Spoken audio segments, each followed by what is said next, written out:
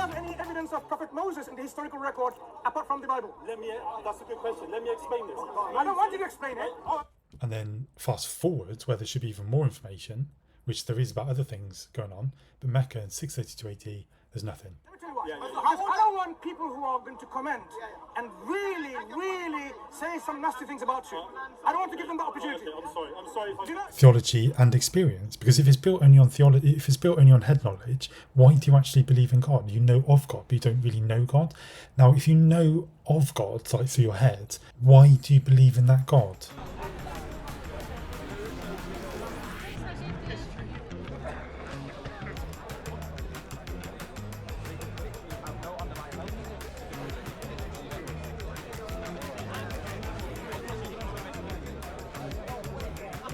We're going to destroy that claim today. Manuscript. Can you show me? Come, Mansur! Into the ring! Come on, Mansur! Then it will establish what? Say, Mansur, very quickly. What is the date? No, hold on. You've been telling me.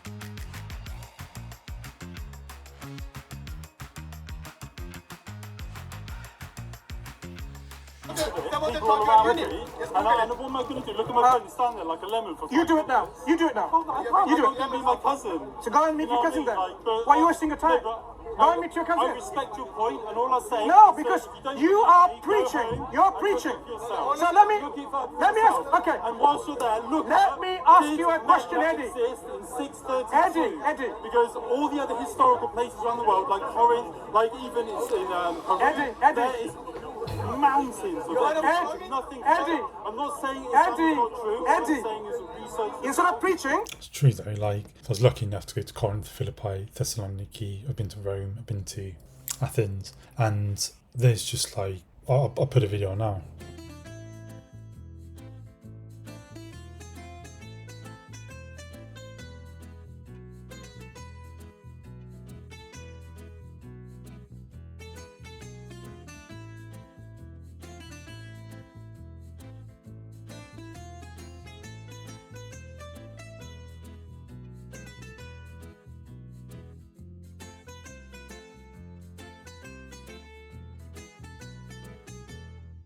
Clearly you can see by the videos I just shown what the ancient world looks like, and there's nothing from Mecca in 632 AD, like nothing, because there's no water there. All the early mosques pointed to Petra, the first time they pointed to Jerusalem. Anyway, I don't want to go into that now. I will post links below though, if you're interested in learning about Mecca and the history of Islam from a Western non-biased point of view, from like historians.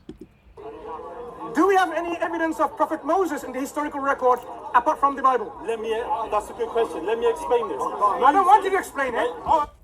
Yeah, that's it. That sums up right there. He's like, do we have any historical evidence of Moses from the Bible? And I say, okay, good question. I'll explain. And he's like, I don't want you to explain. So he wants me to answer the questions that I can't answer because Conspicuous isn't a real person. I got confused with Ignatius.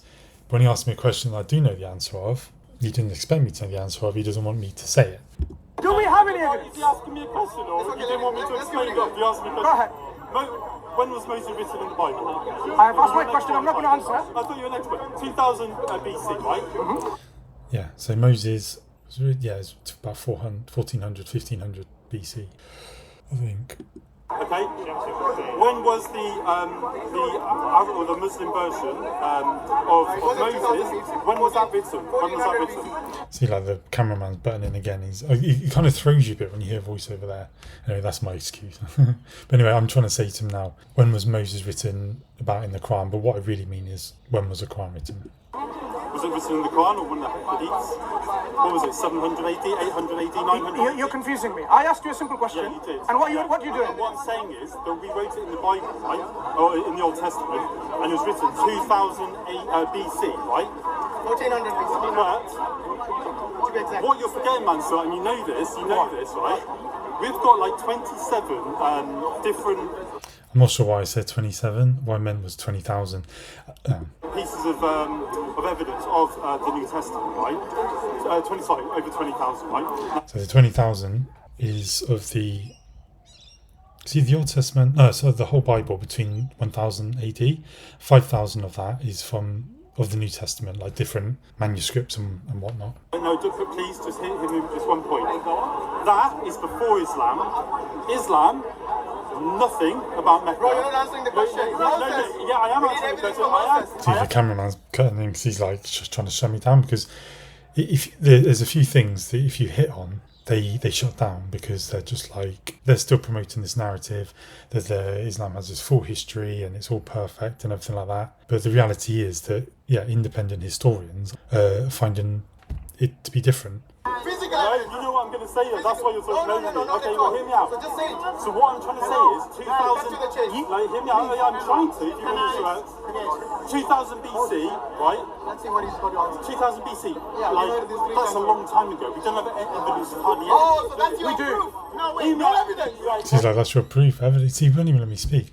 But yeah, 1400, 2000 BC, back then there was not a lot. Like, even the old Socrates and Plato, there's only like 5 manuscripts or something from them. Back then there's almost nothing. Biblical times, like around Jesus' time, despite it being an illiterate society, really expensive to write stuff down. For example, one of Paul's letters, it cost a year's wage apparently, just for that. And it costs so much money. But still, there's like mountains of information.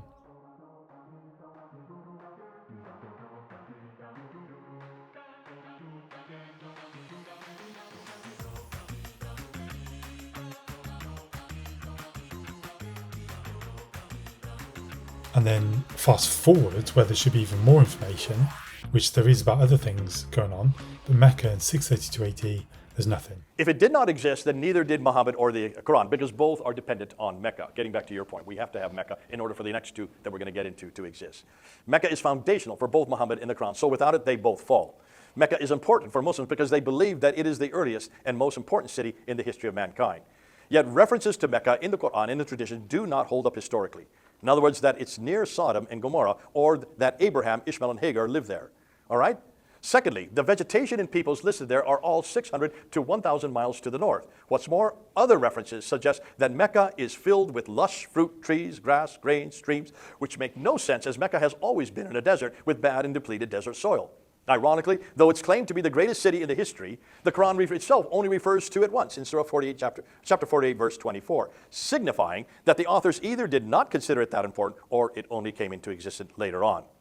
Geographically speaking, the Quran places almost all of its 65 referenced areas 600 miles to 1,000 miles further north than Mecca, suggesting that the authors of the Quran came from there and not from down south. Number 3, the Quranic Arabic as well as the supposed prophets are all situated to the north. Even the Arabic words endings used in the Quran do not come from Mecca, but from Nabatean Aramaic, which is again situated 600 miles further north. Mecca is where the Muslims contend that between 70 and 300 prophets are buried. Yet with all the buildings now being constructed in Mecca, requiring deep foundations, they have yet to dig up even one.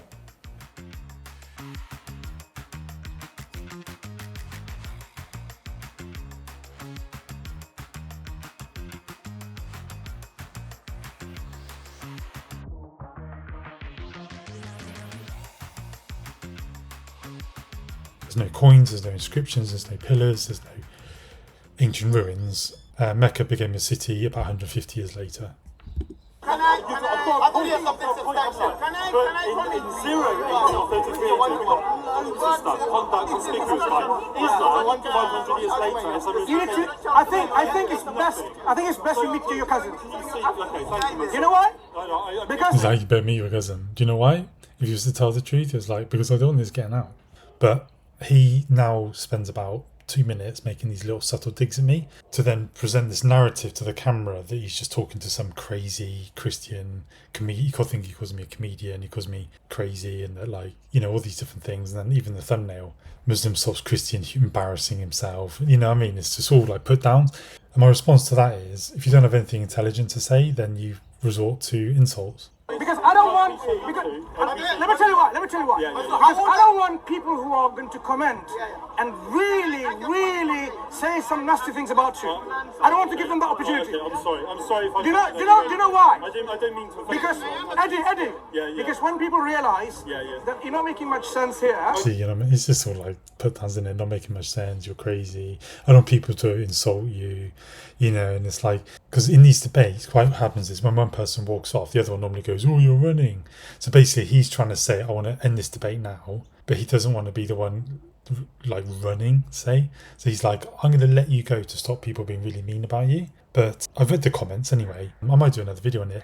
And there's loads of comments basically saying that, you know, Christians preach, they only talk about experience. But again, you know, like we talk about experience because ultimately, what is your faith in God if it's not built on theology and experience? Because if it's built only on theology, if it's built only on head knowledge, why do you actually believe in God? You know of God, but you don't really know God. Now, if you know of God, like through your head, why do you believe in that God? Is it because your parents told you from a young age, from 4 years old? Is it because your holy book instills a lot of fear into you to only believe in that book? Otherwise, if you even look at another religion, then you're like going to be punished and this God can read all your thoughts and stuff. So it's like, if you're going to mock people for experience, that's more on them, I think, for like not having any experience of a religion. I don't want them to say like this is a crazy individual coming here. See, he's just putting ideas into people's heads in the comments, and yeah, like I said, they were like saying, oh, he's just preaching, you know, and it's like, well, yeah, of course I'm going to preach, you know, I've got all these Muslims watching me. I'm going to go on a Muslim channel with 240,000 subscribers. If I can say a bit about Mecca and then somebody else can say a bit about Mecca and then someone, a penny might drop, a Muslim might be like, oh, maybe I should look into this Mecca stuff. But it's just that constant, like, trying to break this fortress they have, that Islam has put around their head. It's like this mind control that it's really locked them in where they can't, they're not even allowed to entertain other ideas. And there's not a dig against Muslims. I spent 4 months in Turkey, and there's lots of things I respect about Islam. There's lots of things I respect about Muslims. You know, you look after your parents, you look after each other, you don't drink alcohol. So I want to stop that. I want to stop that. No. I want to stop doing that. Okay, what I'm saying is next time, when people ask you what's your name, don't say, I am going to meet my cousin. See, like, I'm not letting him have that because he's like, so what's your name? Don't say, tell them your address. And he's saying that because, I mean, I've talked about this loads in the last so many in this video. When he's asking me my name, he's trying to trap me. So I'm like, well, I'm not going to let you trap me. But he's like trying to turn this into like take the moral high ground. Your name. Okay. Thank you very much. And, you And know, then the cameraman has another few little digs at me. Ask him how old was Pharaoh, and you have evidence for him. Oh yeah, so the cameraman says, what about Pharaoh? Because, yeah, on the point of Moses, spends half his life just in like wandering around. So, yeah, obviously there's not going to be any evidence of Moses at Mount Sinai because a mountain's a mountain and he was leading a group of people that are walking around. Whereas the Pharaoh, which is what the cameraman is trying to say, or what about Pharaoh? The Pharaoh is the equivalent of a king.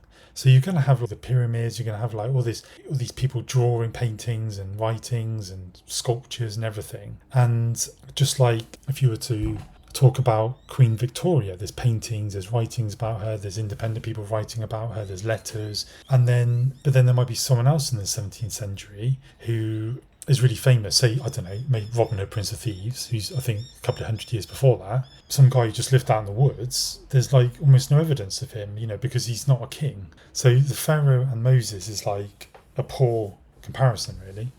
Not Moses, why? How old was? Pharaoh, he came even before. In the time of Moses. But I didn't hear him saying that. I was just trying to get my bag and get out of there. We got all the evidence, but not for the Old Testament. God bless you all. We have- I love you all. So, By the way, ask the people to give a refund on your unit. So yeah, he says, ask your uni for a refund on your degree. And then this guy, he's some guy with sunglasses, he shakes my hand, he says, just read your Quran. And then I talked to this other guy, he's like, yeah, they're all full of demons. And I was like, I'm not trying to make myself sound like this really moral guy, but I just said to him, nah, man, I said, like, they're all non-believers. I used to be a non-believer, so we've got to love them like normal people. And that's part of the reason why I'm doing this video, you know, because even though I never met them before, my heart does go out to them, even though, you know, I'm sure a lot of them are really happy and stuff like that. But Mansur now is like giving this talk on the historical accuracy of the Quran, which I'm trying to investigate, but I don't know whether there's a comment below saying like what are the 3 things he's talking about at the end, so I can investigate, because I want to do a separate video on them. We have, see you later. He's like, yeah, get out of here, I'm trying to talk now. Audience who are watching, we have evidence. Yes, that's the guy. I was shaking the guy's hand now. He's the one who says like about them being demons.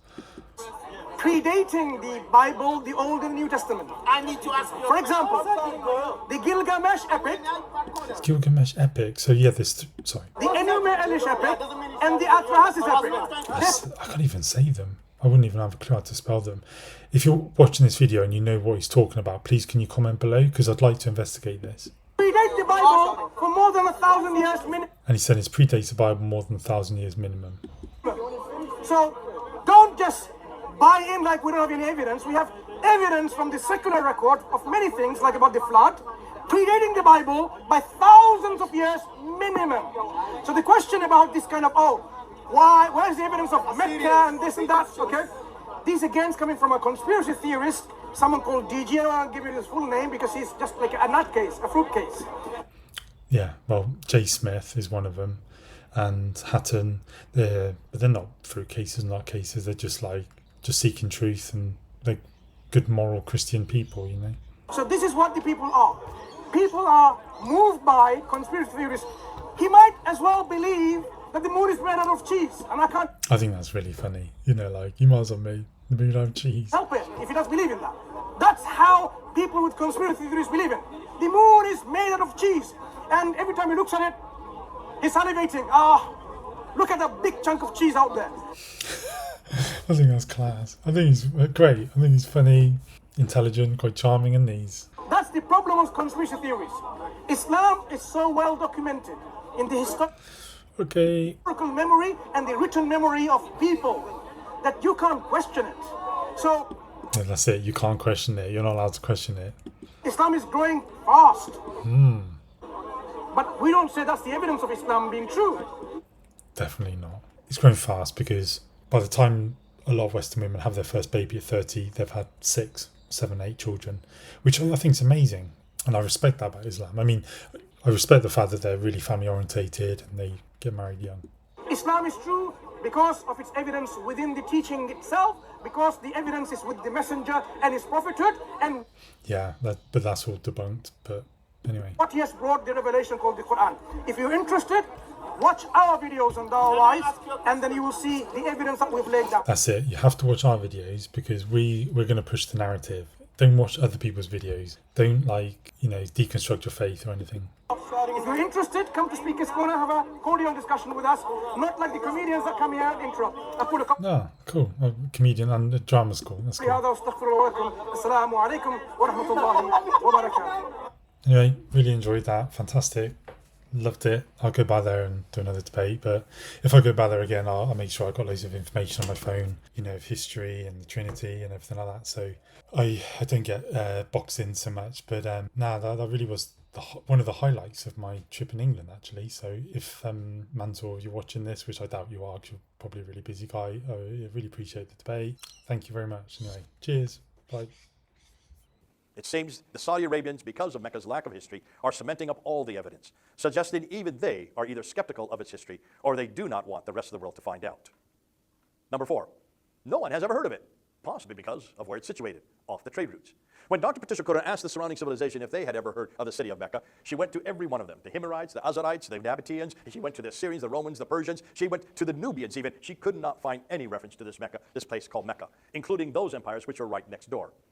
Yet other much less significant towns close to Mecca, such as Maghrib or Sana or Najran or Taif or Yathrib or Qibla or Petras or Mamre, are all well known and well documented, yet not one reference to Mecca. When noting the trade route through these towns, we find that they are all located on the western plateau, while Mecca is over 3,000 feet down below it, proving it was not on any trade route. We have no problem seeing where the trade went, the leather goods and the salt, starting in Aden, going to Sana, going to Najran, coming up to Taif, going up to Yathrib, coming up to Khaybar, then Tabuk, then on up to Petra, and then Gaza. That we can see, and you can see it. They're all on the same plateau. They're all where the water is. They're all where the oasis. These are oases, where the water is, and that's why the caravans used it. But all they were selling was leather and salt. Mecca is completely off that plateau. Number 5, up to 741 AD, no historian nor any geographer had referred to the city. Mecca before 741, which is considered the earliest documentary evidence for it anywhere, simply has no history. And even that reference is located in southern Turkey, which is too far north, way up into what we know today as Edessa. When Ptolemy in the 2nd century wrote his book on Arabian geography, he never listed Mecca, so that none of the earliest 15th to 16th century European maps of Arabia have a Mecca listed on them either. Neither the land trade route along the Arabian Western Plateau, nor the Red Sea trade route along the Eastern African coast supports an early Mecca, proving that none of the trade went via Mecca at all, confronting the notion that it was the center of trade. And that's what it would have given its importance. And that's why still today, Muslims do not know how to claim or how to say that Mecca was important. Where did it get its importance from? It had to be a trade route, but it's not on the trade route. Number 6, a possible reason it was not known was because it was in a desert, thus without water. Trade needs people, and people need water and food and towns, all of which never existed in Mecca until the mid-8th century, over 100 years after Islam was supposedly created. Despite Muslims' claim for the Zamzam well that Allah provides its inexhaustible water for over 1 billion believers, it gets all its water from desalination plants built in the USA and in Europe. Because of Mecca's water problem, Queen Zubaida's aqueduct was built in 801, which then had to be refurbished 9 times in the subsequent 974 years due to the overbearing need for potable water, and then finally replaced with desalination plants after 926 AD. While Petra was a possible antecedent for Mecca, it looks like Jerusalem is a better choice. Ptolemy's maps, or rather the Europeans ones that are taken and trying to put position what he was saying in his geography, those renditions from the 15th and 16th century, they all include Petra, which is interesting. Notice Petra that I circled in red up there. They all include Petra, suggesting that only Petra is really historical. The antecedents for the Meccan pilgrimage make more sense with Jerusalem than they do with Petra, as they are not only earlier, but they use many of the same functions, like we saw with the Kaaba, like we saw with the Marwa and Safa, like we saw with the Zamzam well. Ian D. Morris and Zayd bin Hayem have really helped us find responses to the claims for Mecca's existence in the 7th century and before by simply looking and understanding the historical record for each of these places and debunking them quite easily by simply looking at a map. Just look at a map and see where they place them, either up in the Gulf of Aqaba or over on the eastern coast of Arabia. Number 8, now we can understand why no mosque had Qiblas facing Mecca until the 8th century. Muslims have no idea why all the earliest Qiblas were facing Petra. What they try to say is this, and Dr. David, I can't remember his last name, it'll come to me. David, who is there in England, what he said is, well, the reason why all these different Qiblas are facing different directions is because they didn't know mathematics very well. And it was only in the 9th and 10th century that mathematics was used, and so therefore the people were just pre-scientific. And being pre-scientific, they didn't know their directions. Now, folks, stop and think who you're talking about. You're talking about Nabatean traders, the only traders that can cross the desert. How do you think they crossed the desert? They didn't know mathematics. They didn't use mathematics. They used the stars. They were the only people that were able to go and find their own little wells because they owned the wells. And if you didn't find the well, if you were off by 1 degree, you actually died. To go over thousands of miles across the desert, you need to use the stars. They were way ahead of those who came after, the ones who used mathematics. So that's why all of their temples, their Nabatean temples, which now become mosques today, they're all facing Petra within 1 degree off, even as far away as India. So you cannot say that they were pre-scientific. They were more scientific than even what we can do today. And what they would do is this. It was fascinating. Whenever they were going to go someplace, they would sing, they would chant. And the chant would have so many stanzas. And they would know that they would have to go towards this star, and they would have to use that stanza 365 times. So they would walk alongside their camels. That's why they didn't go on the camels carried the goods. That means the camels could carry more goods. And they would stride, and they would sing. As they're singing, they would be counting. So they knew that they had to do this particular piece of poetry 365 times. Once they got there, then they had to turn towards this star and go 656 or whatever it was in that direction. And so they walked, singing this new poem that would take them to 630. And they would get there, and then they would look down, and they would pull out the sand, and there's the well. That's how accurate they were. That's why today, look and see who their descendants are. They're still singing those songs. Go to Arabia and notice they're still chanting those chants. But today they don't need to do that. They have roads to follow because the roads were put in after the 9th century. Now they don't go on camels. Now they go on Toyota trucks. We're almost finished, and it's 12 o'clock. We have 1 hour to go. So it seems from all of our research on the period preceding the 7th century, the credibility for Mecca's existence is getting hard to almost impossible to find. Conclusion? Certainly someone, somewhere, at some time, should have known about the city, yet no one, anywhere, nor at any time has, proving that it never existed at the time of Muhammad, nor during early Islam. Of course, when I went to Mecca, I was going there in order to pay homage to the Kaaba and to fulfill the requirements in Islam. But that night, I saw Jesus in a dream. First, Jesus touched my forehead with his finger. And after touching me, he said, "You belong to me." And then he touched me above my heart. "You have been saved. Follow me." "You belong to me," he said. So I decided, okay, I'm not going to finish the Hajj, the pilgrimage. What